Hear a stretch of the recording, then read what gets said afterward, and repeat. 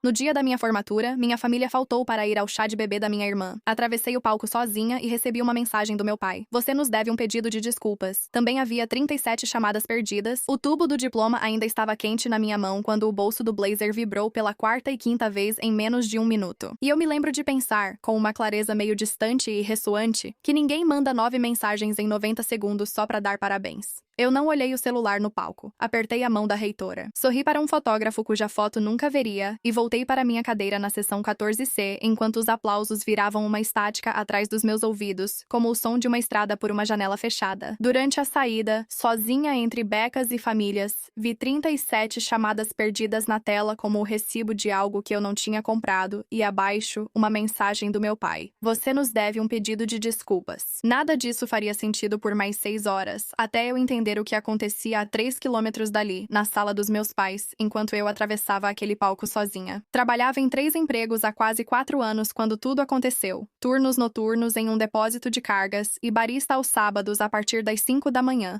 Dava aulas particulares de álgebra para 2 alunos do Fundamental nas noites livres. Eu dirigia um Civic 09 com a luz do motor acesa, algo com que me acostumei, como um joelho ruim. Sempre deixava uma bebida energética pela metade no porta-copos, já que o sono era o primeiro a ser sacrificado quando a agenda apertava. Nada disso era glamuroso. Conquistei um diploma em gestão de cadeia de suprimentos por uma universidade estadual, sem dívidas, o que aos 22 anos parecia meu maior feito. Meus pais, Roland e Marlene, gerenciavam uma loja de ferragens no mesmo quarteirão que alugavam desde antes de eu nascer.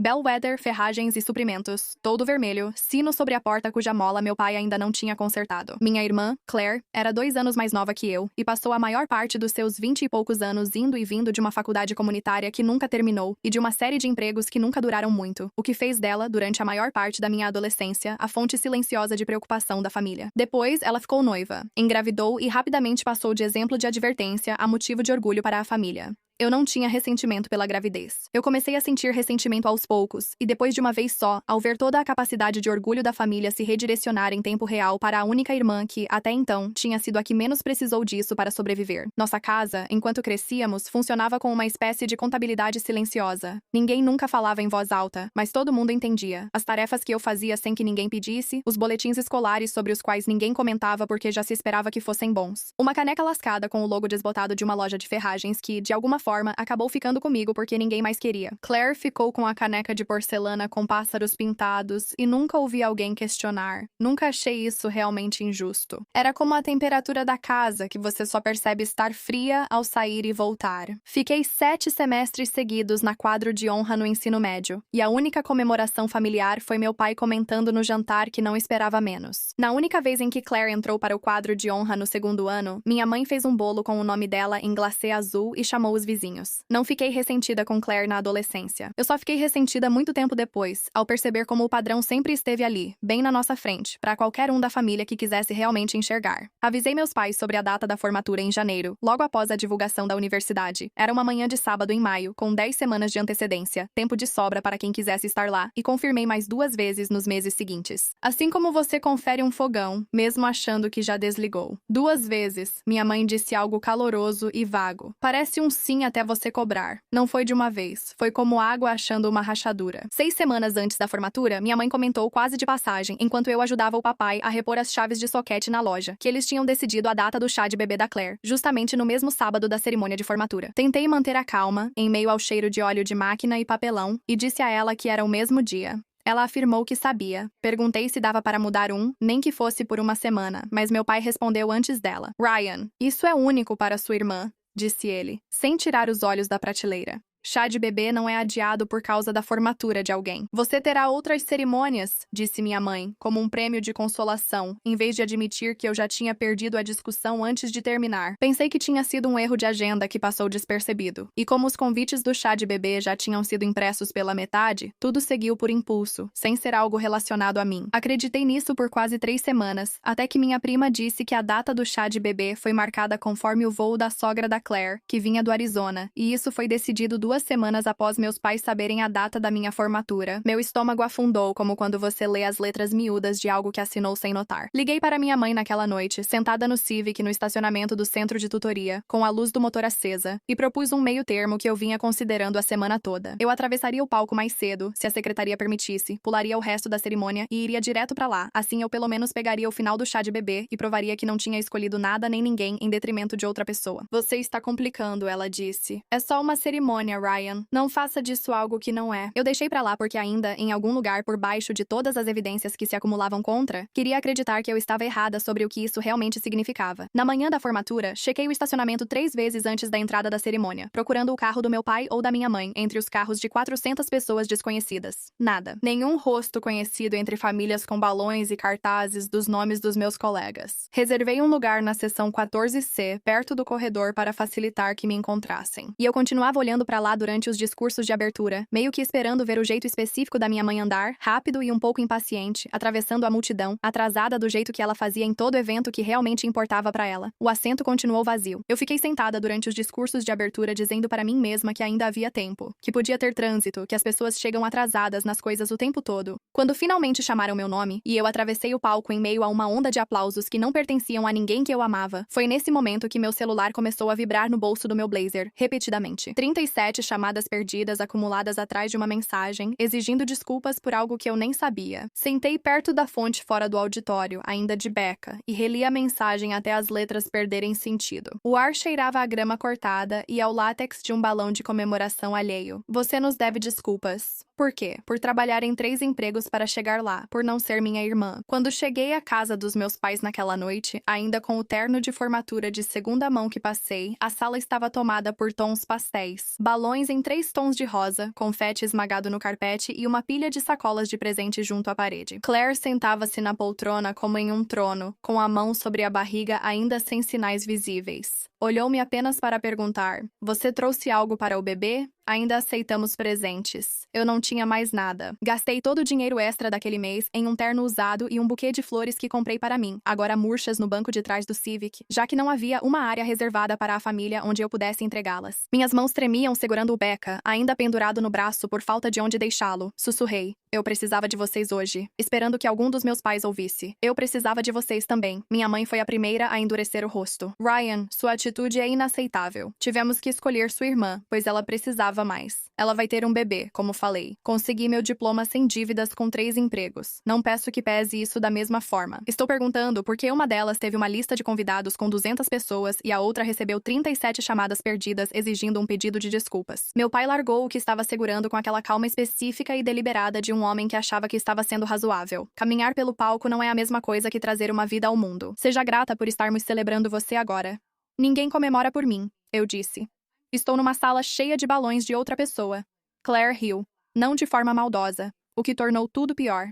"Não fique emburrada. Você terá outra formatura no mestrado. Essa foi só um ensaio." Não falei mais nada. Me virei, voltei ao carro e fiquei um tempo no banco do motorista antes de confiar nas minhas mãos para dirigir. As semanas seguintes foram ainda piores, de forma mais sutil e dolorosa. No churrasco de 4 de julho, quase não fui, mas acabei indo. Meu tio Gideon se aproximou de mim no cooler, cerveja na mão, e afirmou, com confiança de quem repete algo que ouviu: "Você devia ter apoiado sua irmã, sabia?" Não o corrigi. Eu já tinha aprendido naquela altura que corrigir a história nunca mudava de verdade qual versão dela a família já tinha decidido acreditar. Tentei novamente por escrito, para que as palavras ficassem registradas e ninguém dissesse que não falei. Escrevi uma mensagem longa, calma e específica no grupo da família. O estacionamento, a sessão vazia, as 37 ligações, a mensagem exigindo um pedido de desculpas antes que alguém tivesse me perguntado o meu lado de qualquer coisa. Eu li 4 vezes antes de enviar. Minha mãe respondeu em 1 hora: "Não vamos resolver isso por mensagem." Ninguém mais respondeu no grupo. Nem meu pai, nem Claire, nem os tios e tias que tinham sido tão rápidos para sussurrar sobre mim ao lado da caixa térmica 2 semanas antes. O silêncio respondeu a pergunta de forma mais clara do que qualquer coisa que alguém pudesse ter digitado. Meses depois, minha avó me ligou pedindo uma visita tranquila de domingo, só nós duas. Ao chegar, encontrei um segundo chá de bebê acontecendo. Uma repetição para parentes que perderam o primeiro.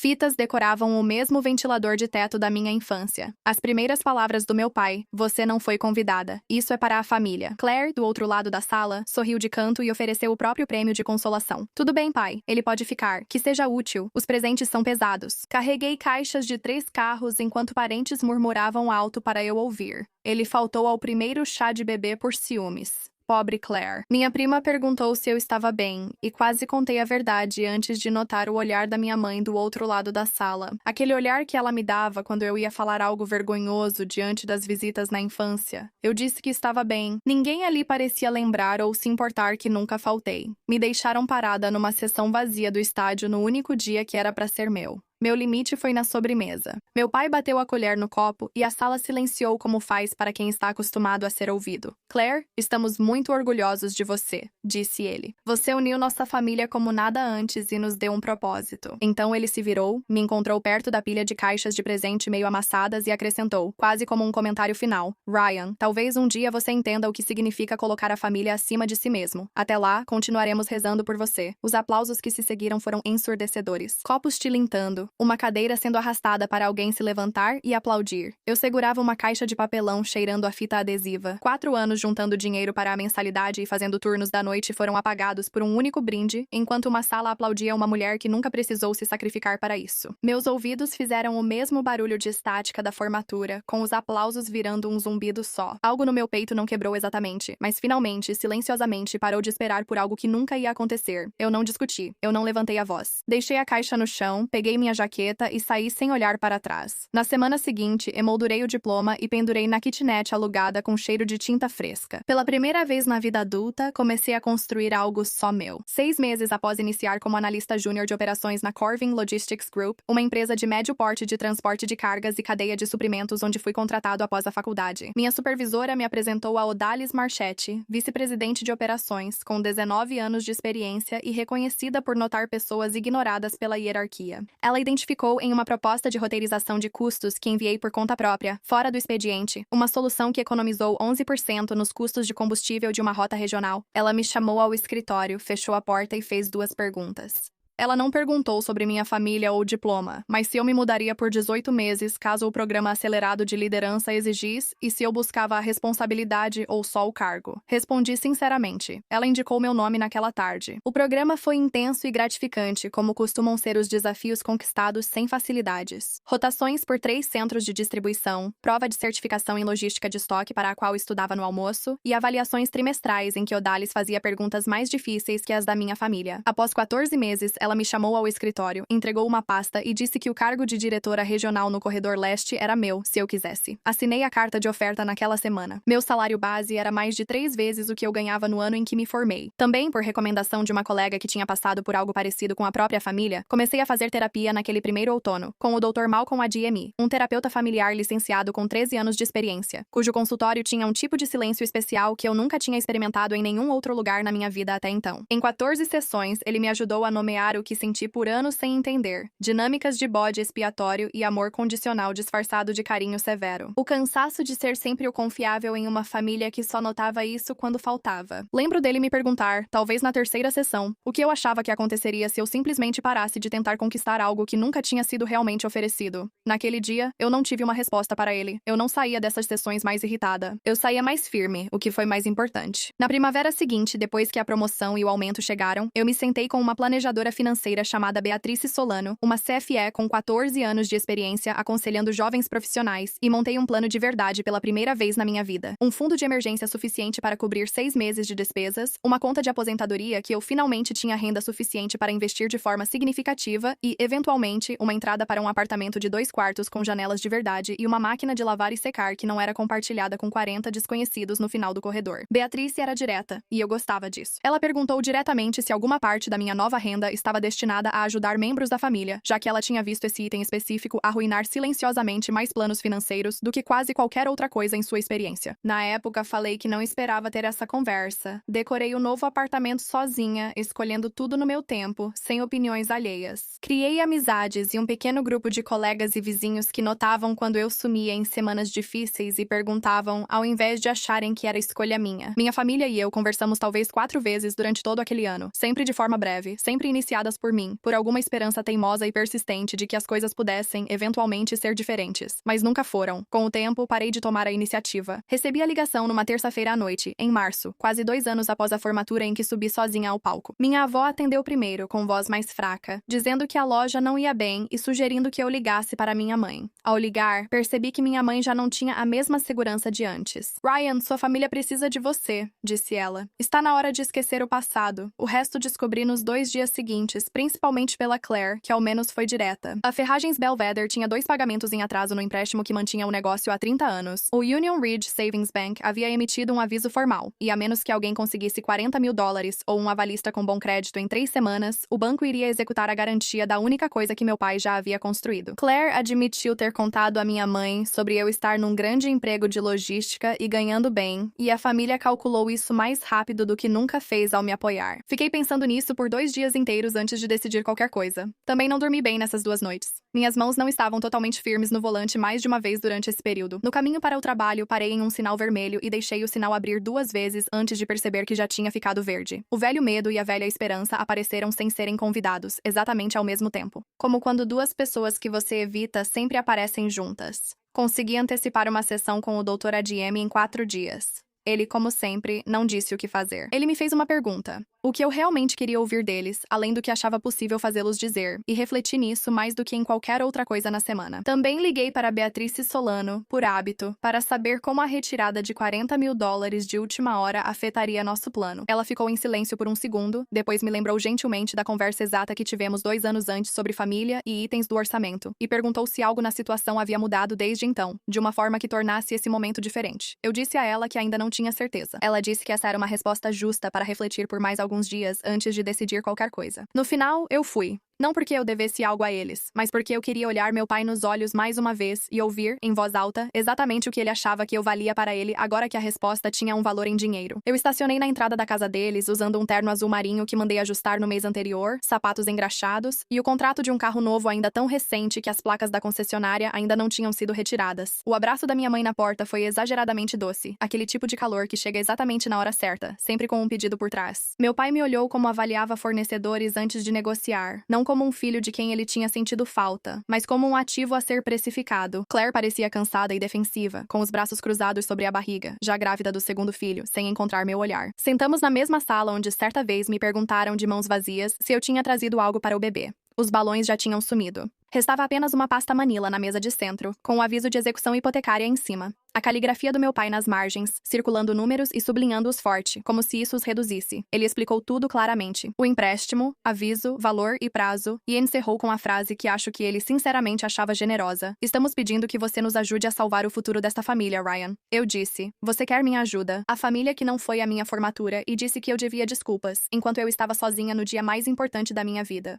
Não é sobre isso, disse minha mãe. Não é? Respondi. Não me lembro de receber ligação há 2 anos perguntando como eu estava após subir no palco sozinha, só das 37 ligações perdidas exigindo que eu pedisse desculpas. Ninguém respondeu a isso. Engraçado, eu disse, tentando soar firme, não fria, mas pelo olhar da minha mãe, vi que soou como os 2. Porque eu me sacrifiquei por anos, e tudo o que recebi de volta foi silêncio, e um brinde na mesa de doces de outra pessoa que apagou 4 anos da minha vida em uma frase. Agora a situação da queridinha da família não está mais tão boa assim, e de repente eu sou útil de novo. O maxilar do meu pai se contraiu. Isso não é justo. Não, eu disse. Não é. Não foi justo ficar em uma sessão vazia do estádio esperando uma caminhonete que nunca veio. Claire se mexeu, mas ficou em silêncio. Quer saber a diferença entre antes e agora? Naquela época, tudo o que precisava era que um de vocês aparecesse. Só um.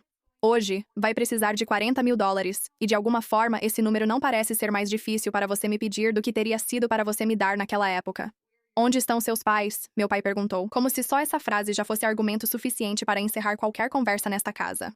Você é, eu disse. É exatamente por isso que isso vai doer do jeito que está prestes a doer. Levantei porque decidi não falar o resto sentada. Sei como é cruzar um palco sozinha enquanto minha família festejava a 3 quilômetros dali. Eu sei como é construir uma vida inteira do nada sem receber uma ligação de nenhum de vocês perguntando como eu estava. Vocês não ligaram para saber de mim durante nada disso. Vocês só ligaram agora porque o número cresceu o bastante para me tornar útil. Coloquei a mão no bolso do casaco e deixei um cartão na mesa de centro, perto do aviso de empréstimo. Papel grosso e simples, meu nome em fonte limpa e abaixo, diretora regional de operações do Corvin Logistics Group. Meu pai o observou por um tempo sem pegar. Se quiser me tratar como família de novo, tudo começa com um pedido de desculpas verdadeiro, não uma mensagem me cobrando no dia da minha formatura, a qual você faltou. Parei na porta, uma mão no batente. Você disse que eu devia te pedir desculpa. Ainda espero o meu. Não te devo nada até receber isso. Nem dinheiro, nem a assinatura de um avalista. A voz da minha mãe falhou atrás de mim, mais fraca do que nunca. Ryan, por favor, podemos perder tudo. Parei na porta, mas não olhei para trás. Eu também quase perdi tudo uma vez. Ninguém ajudou a carregar esse peso ou falou enquanto eu saía. 3 dias depois, vi o Dr. ADM na minha próxima sessão agendada e contei tudo para ele, do começo ao fim. A pasta Manila, o cartão na mesa, a voz da minha mãe embargada na porta. Ele não disse que fiz o certo. Ele nunca fazia isso. Ele perguntou se eu me sentia mais leve ou mais pesada saindo daquela casa do que ao descer do palco de formatura 2 anos antes. Refleti mais do que esperava antes de responder.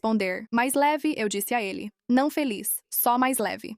Do jeito que um caminhão se sente mais leve depois que você finalmente descarrega uma carga que ele nunca foi feito para levar tão longe. Descobri na semana seguinte pela minha avó, que ligou principalmente para se desculpar pela pequena parte que teve nisso, que o banco havia dado andamento ao processo de execução hipotecária. Meu pai negociava vender o estoque e o contrato de locação para uma rede regional de ferragens por bem menos do que 30 anos de trabalho valiam. Ela não pediu que eu reconsiderasse. Ela apenas disse que sentia muito, 2 vezes, com uma voz que parecia ter envelhecido uns 10 anos desde a última vez que a vi, e eu agradeci mais do que ela imaginava. Claire enviou uma mensagem de 3 linhas dizendo que devia ter falado algo no segundo chá de bebê, mas não falou. Li 2 vezes e não respondi naquela noite. Talvez responda um dia, mas ainda não. Não me vangloriei disso, nem em particular. Não foi satisfatório ver o negócio que meu pai construiu em 30 anos se desfazer. Mesmo criado em uma família que passou 30 anos me mostrando que meu esforço valia pouco, também não senti a obrigação de impedir isso. Demorei mais do que a viagem de volta para casa naquela noite para deixar de esperar que alguém dissesse que essa distinção era permitida. Algumas lições vêm num palco diante de 400 desconhecidos, outras chegam silenciosas. Meses depois, numa entrada de garagem, sem aplausos. Semanas depois, passando pelo mesmo quarteirão indo ver minha avó, os postes começavam a acender. O toldo vermelho da loja de ferragens ainda podia ser visto a 1 quarteirão e meio antes de a rua fazer a curva e ele sair de vista. Meu celular vibrou no banco do passageiro antes de eu chegar à placa de pare no fim do quarteirão. Olhei a tela sem reduzir a velocidade. O nome da minha mãe e outra chamada perdida já aparecendo logo abaixo. E dessa vez, pela primeira vez em 2 anos, deixei o telefone tocar até o fim, sem pensar nem por um segundo no que eu devia a quem estivesse esperando do outro lado. Dirigi devagar, mãos firmes no volante, entrando no fim do entardecer, sem olhar para trás. Em algum lugar atrás de mim, uma sineta sobre a porta cujo som eu costumava reconhecer de cor continuava sem conserto, como sempre foi, e pela primeira vez isso parecia ser um problema de outra pessoa para resolver.